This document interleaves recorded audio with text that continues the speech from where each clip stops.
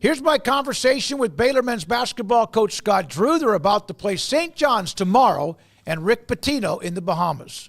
So what does it say, though? They obviously reacted well. You guys are on a streak. St. John's, Rick Pitino, Bahamas, and all that. But can you tell pretty early about, and you've had a great run, that guys understand what may have been the case, no matter how you have changed anything up on defense? Yeah, I think you go into a season and you expect or think it might play out, and then the great thing is you got to make adjustments. And the more that our staff has learned our personnel, and the more the players have gotten used to playing with each other, and then what works and trusting each other, and from there, I think Arkansas was a huge win. Neutral floor, great our net rating game, and a tournament game atmosphere, and obviously they're very talented. So that was really good for our team. And then 2 home games playing in front of the Foster fans, and then not only winning, but winning the way that we were able to win.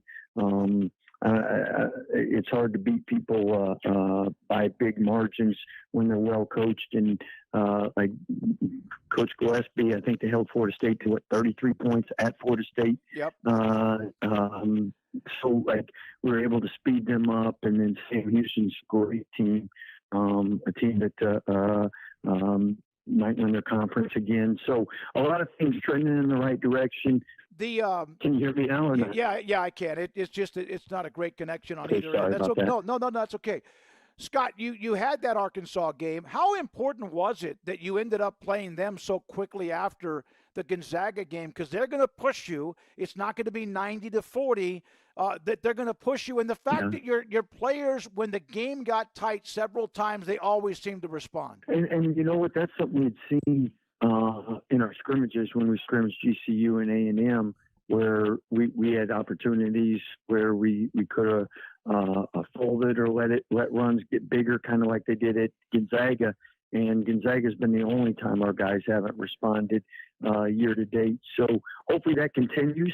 And again, with 2 quality opponents, we'll find out just what other areas we got to work on to finish up our non-conference schedule and then get ready for conference. But excited with where we're trending and the things we've been able to accomplish in a short period of time. Our defense has gotten better. Our rebounding has gotten a lot better. The only thing that we probably did well in the first game is taking care of the ball. We need to. I think we're a single-digit turnover type team, so I'm looking forward to when we're 9 or less turnovers, because we're capable of that. You have had these games overseas. You've made those tours to Europe, et cetera, but you've also had these classics in various parts, even outside the country. What's that experience like, and what does it do for you down the road? Yeah, great question. Whenever you're away from your home, it just bonds you. You spend more time together, but especially when you're out of country. And now VJ knows everybody on the island. Everybody knows VJ. We're gonna have a lot of people cheering for us. And as our players say, when people walk by, I'm just with VJ. Yep. But I tell you, it's those are the things that really bring teams closer together. And those foreign trips are such an advantage. That's why you only get one every 4 years. And when you get them, it really jumpstarts your year. With us, a lot of turnover, no foreign trip. So this is critical to keep us trending in the right direction. So can you try to describe what VJ's like in the Bahamas? What do the fans look at? Is he a rock star down there? He's a Michael Jordan of the Bahamas. Yep. That's what I thought. Paul Catalina had a question about he gets up so high with either follows or alley-oops or breakaways or whatever. He actually said, can you ask Scott if you get nervous that VJ almost goes up too high sometimes for a dunk? Well, you get nervous anytime any player goes down or gets a hard foul. But at the same time, one thing about VJ, he's such a great athlete. He gets up and down before you even have time to worry about it. yeah, he does. He's so like a trampoline. Scott, you've faced off against Hall of Famers, and you've had success against them, including you're going to be in that one day. You just beat Calipari. Now you have this one with Rick Pitino, who you faced one time before and you won. What's it like? Is it anything in particular? Is it any different to coach against someone like Pitino and others? Whenever you and you get this in the Big 12, the coaching is so good that it really makes you. You got to have your A game plan, your B and C, because you're going to have to. It's kind of like a pitcher; you can't get them all out on fastballs. You're going to have some curves, sliders, changeups, and then preparing for teams like that. I mean, they just throw a bunch of different stuff at you. So you got to be on point. You got to be prepared.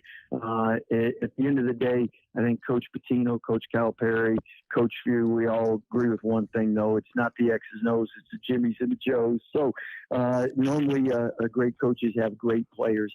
And both teams have really good players, and that's why we're both in the top 25. It's early in the year. How soon do you start to get to a point where you want to have your rotation set, or is that not really until conference play? Great question. You'd like to have it set the first game of the year, but a couple things usually happen. One, what you think doesn't happen, and number two, there's always injuries, illnesses, foul trouble, whatever, mixing and changing until we get Langston back to where he can practice 24/7 and really get a good flow and rhythm and routine. We won't know our rotations, and at the same time, once you do know it, it seems like you always have somebody out with an illness or a minor injury. So really, you better have depth because you're going to need it, and that's why it always takes a team to win. But we look forward to the day getting Langston back to where we can really start to figure out who, when, what, where, and how they play together. How does he handle all these constant things that pop up? Some of them freak injuries. Sometimes it's just the wear and tear of playing the game. How is he mentally? Yeah. Obviously very resilient.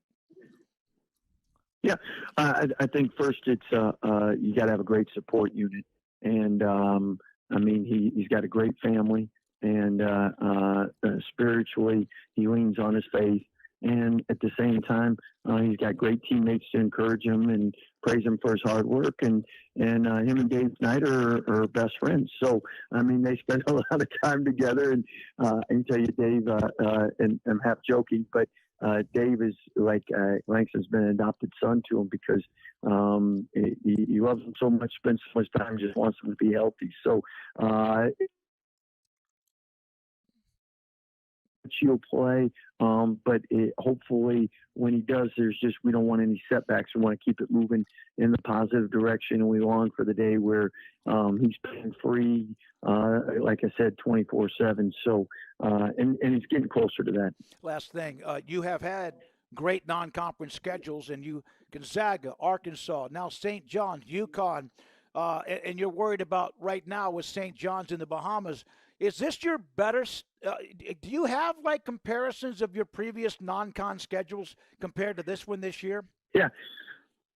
I tell you, from the high end side of things, I don't think we've ever played as high an end to schedule. And what I mean by that is you got to.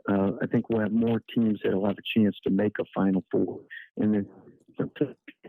And that's great because right away you know what you have to work on, and if it can work against these teams, it can work in the Big 12. It's a business trip. You want to win the games, and you that's your goal. Is it a distraction at all being in such a beautiful place, or is that something where everyone knows they're pretty locked in? Well, teams that want to have success on these trips are locked in, and it's a business trip. So to be honest, I like the distractions because hopefully it affects the other teams more than ours. But at the same time, why we've had so much success in these type of tournaments is the team has really bought into why they're here and done everything they could do to put ourselves in position to be successful in these tournaments. It doesn't guarantee you're going to win, but gives you the best chance. Thank you, Scott. Appreciate it. Good luck. Thank you very much. Enjoy. I know you will. Being around a rock star in the Bahamas. Thank you, Scott. Appreciate your time. Hey, sorry about the reception. No. And then let's get Alliance Bank. I'm just telling you, we can have fun with Shiro about that. You got to get that going. I will we got talk. to get you traveling more. All right. I will bring that up. Thank you, sir. Appreciate it. Scott Drew All on right, take care, 365 Smokey. Sports.